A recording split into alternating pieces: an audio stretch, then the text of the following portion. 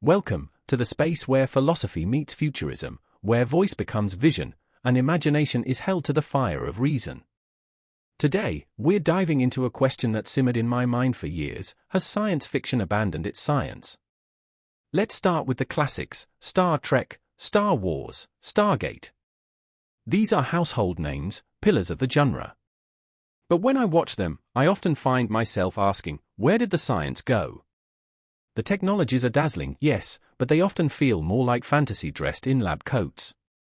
Quantum flux replaces abracadabra. Photon torpedoes stand in for enchanted arrows. And cloaks become sleek suits. The aesthetic has changed, but the logic hasn't deepened. Science fiction wasn't born just to entertain, it was a genre built to ask philosophical questions through the lens of technology. It was meant to stretch the boundaries of what's possible within the laws of science. That's what set it apart from fantasy, which has long offered magical worlds unconstrained by logic or physics. Sci-fi arose to fill a different need, to imagine futures grounded in reason, not sorcery. But over the past few decades, something has shifted. Science fiction has gradually morphed into fictional science, fantasy dressed in futuristic jargon. I understand that some audiences enjoy this. But others, like me, want stories that engage both the imagination and the intellect. We want fictional worlds that feel truly lived in, where the technology could plausibly exist, and where societal structures follow from scientific principles. This framework also places a necessary constraint on the storyteller: they must honor the rules of the world they've built. In contrast, many works of fictional science abandon these rules mid-story, introducing new laws or devices solely to deliver a dramatic twist. And when that happens, the spell breaks. If anything's possible, then nothing truly matters, and the ending feels arbitrary. This brings me to my writing style and approach to science fiction, because I write the kind of sci-fi I've always longed to read. As a child growing up in a developing corner of the world, the Western world felt light years away. My only glimpse into it came through the trickle of movies and TV shows that reached us. At that naive age, I assumed the technologies shown in Star Trek were already in development. Why else would they appear in something called science fiction? The word science was right there. And the utopia it portrayed, a world where machines could meet daily needs, was too alluring not to believe in. I looked for it in the near future, hoping it was just around the corner. But before I hit my teens, the illusion had already begun to fade. I realized that much of what I had admired was fantasy disguised as science. That's when the real question emerged: can we build utopias using today's scientific understanding? Can we engineer wonder without resorting to magic? So I began crafting my own worlds. It took decades, not just to engineer scientifically plausible technologies, but to shape the philosophical foundations of utopia around them. Nureeva and Tangora is one such world. In it, I explore a post-egalitarian society, grounded not in fantasy, but in real, accessible technology. This approach ensures the reader knows there will be no sudden miracle invention. No deus ex machina. Everything unfolds within the laws of science. And yet, the story still sings. However, while writing this novel, I encountered another creative block.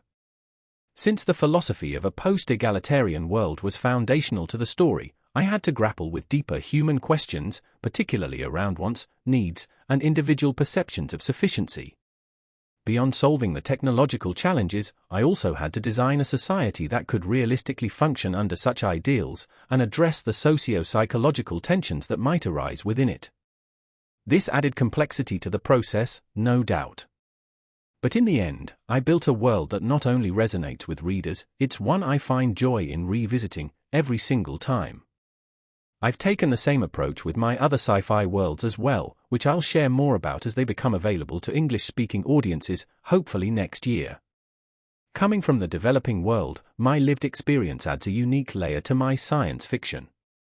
That perspective shapes my stories in ways that go beyond imagination. It brings a flavor often missing from the genre, a realism born not just from science, but from life.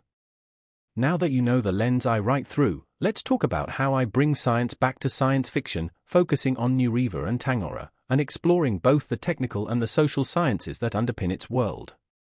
When I write science fiction, I don't begin with science, at least not when the world is rooted in a central philosophy or social framework. Think of Star Trek's post-scarcity vision or Foundation's psychohistory. In a world like Nureeva and Tangora, I start with tangirism, a post-egalitarian philosophy. I first construct the philosophy, refine its principles, and then build the world around it. This means grappling with socio-philosophical questions. What is greed in a world of abundance? How do individuals define their own needs? Can happiness be quantified? These are nearly impossible questions to answer universally, but I welcome the challenge. My solution was to allow individuals complete freedom, as long as their actions caused no harm to others or to society. They could use tools and resources however they wished, alone or in collaboration. For example, everyone could access the means to build a home, a modest 2- or 3-bedroom dwelling. But constructing something larger would require collaboration, simply because it couldn't be done alone. Once the philosophical framework was in place, my next task was to explore technological solutions that would allow individuals to build such homes independently, using tools and resources available within the world. That's when I began designing the technology. Take housing. I created mobile 3D printers capable of producing a wide range of default designs, or allowing users to create their own. To power both the printer and the printed home, another 3D printer would produce solar panels. To overcome material limitations, everything in the system is recyclable and reusable. With material and energy systems grounded in current scientific understanding, I could then ask the deeper questions. What does equitability look like when scarcity is gone? What new tensions arise when basic needs are universally met? This world-building approach gave rise to a story that feels truly lived in, not just a backdrop, but a breathing environment where the plot unfolds organically. Readers don't just follow the characters, they inhabit the world alongside them. If you're curious, I'd be happy to dive deeper into tangirism's socio-philosophy, or the technologies that shape Nureeva and Tangora.